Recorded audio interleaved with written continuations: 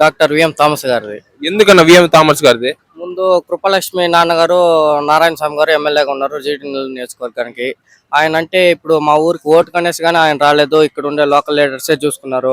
ఆయన గెలిచినాక కానీ ఒకసారి కానీ ఊరికి వచ్చి ఏమైంది, ఏం కథ, ఈ ఊరికి ఏం జరుగుతూ ఉంది అనేసి ఒక మంచి పని కానీ అనేసి చేయలేదు.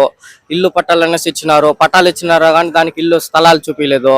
ఇంతవరకు మా ఊరికి ఒక మంచిది అనేసి చేయలేదు. అందుకనేసి మేమందరూ విఎం థామస్ గారిని కోరుకుంటా ఉన్నాము. కొత్తగా వచ్చినారు, మంచి చేస్తారనేసి కోరుకుంటా ఉన్నాము. అన్ని మా ఊరికి ఒక న్యాయం చేస్తారనేసి ఒక నమ్మకం. మా ఊరికి మంచి చేస్తారనేసి, ఇల్లు లేని వాళ్ళకి ఇల్లు, ఉద్యోగం లేని వాళ్ళకి ఉద్యోగం ఇస్తారనేసి ఒక మాట ఇచ్చినారు. ఆ మాట నిలబడతారనేసి మాకు ఒక నమ్మకం. అందుకనేసి మేము విఎం థామస్ గారి వెనకాల నిలబడతా ఉన్నాం, తిరుగుతా ఉన్నాం. 100% థామస్ గారు గెలుస్తారు. ఎందుకురా అంటే ఎడ్యుకేటెడ్, సరేనా? అతను కష్టపడి చదివి కష్టపడి సంపాదించుకున్న దాన్ని తన జన్మభూమికి రుణం తీర్చుకోవాలని అతను వచ్చినాడు.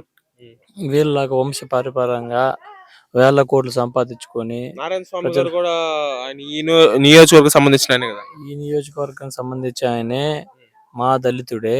ఇంతవరకు మా గ్రామానికి వచ్చి ఒక్కటి చేసింది లేదు, సరేనా? ఏమైనా అడిగితే జగన్మోహన్ చూసి ఓటేని, నా మోహన్ చూసి ఓటేయద్దని అంటాడు.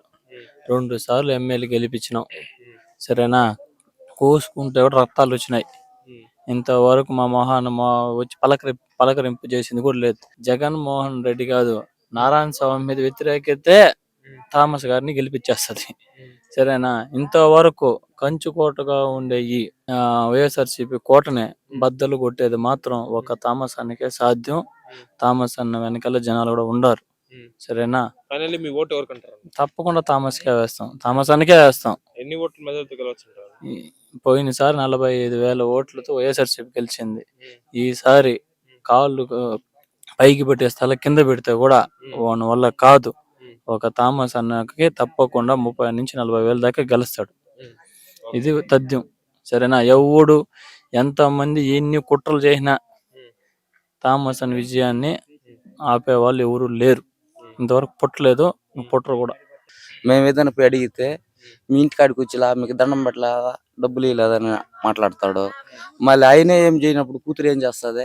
కూతురు గెలిచిన అంతే. అందువల్ల థామస్ని ఎంచుకుంటాం. అందువల్ల థామస్ని మేము కోరుకుంటూ ఉండేది.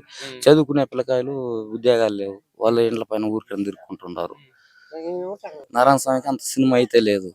ఆయనే చేయలేనప్పుడు కూతురు ఎలా చేస్తుంది? కూతురు కూడా తండ్రి చేయనప్పుడు కూతురు కూడా చేయలేదుగా. ఏమైనా థామస్ ఒక 100-150 ఓట్లతో మెజార్టీ గెలుస్తాడు అనమాట.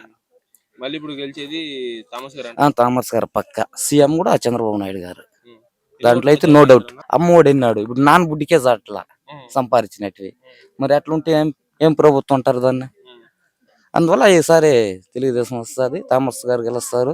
సీఎం నారా చంద్రబాబు నాయుడు గారే పక్క, దాంట్లో అయితే నో డౌట్. ఎందుకు థామస్ గారిదమ్మా? ఆయనకి మేము ఓటేసి గెలిపిస్తాం. నారాయణ స్వామి మీకేం చేయలేదు? వాడు ఏం చేయలేదు, మాకేం చేయలేదు. మా ఊరికి వస్తే దాన్ని చెప్పినాడు, ఆ మాట చెప్పినాడు. ఏక్షొక్తాను మమ్మల్ని ఏం రాకపోతే ఇంతకు ముందు కూడా సరే వాళ్ళకి చెప్పినానే నేను. ఎందుకన్నారు? అదెందుకు అన్నారు మాకేం తెలుసునా? ఈయన బాగా మాకు మంచిది చేస్తాడు. మాకు నీళ్లు లేదు, మాకు పైపులు వేసి ఇవ్వను, బోర్ వేసి ఇవ్వను. మేము థామస్ గెలిపిస్తాము. వైఎస్ పార్టీ వాళ్ళు మాకేం చేయలేదు, నారాయణ స్వామి కూడా మాకేం చేయలేదు నాయన.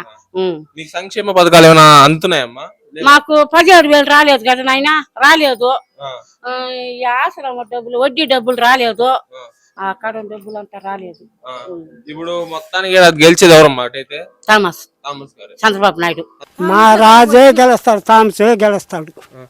నా హృదయంలో బాగుంది, ఆయనే వస్తాడు ముందు. ఎందుకు థామస్ గారు గెలుస్తారు? ఆయన గెలవాలా. మాకు ఇల్లులే వాకిల్లే. ఇప్పుడు 10 ఏళ్ళ నుంచి కొంపల్లో ఉండం మేము, మాకేమో దిక్కు లేదు.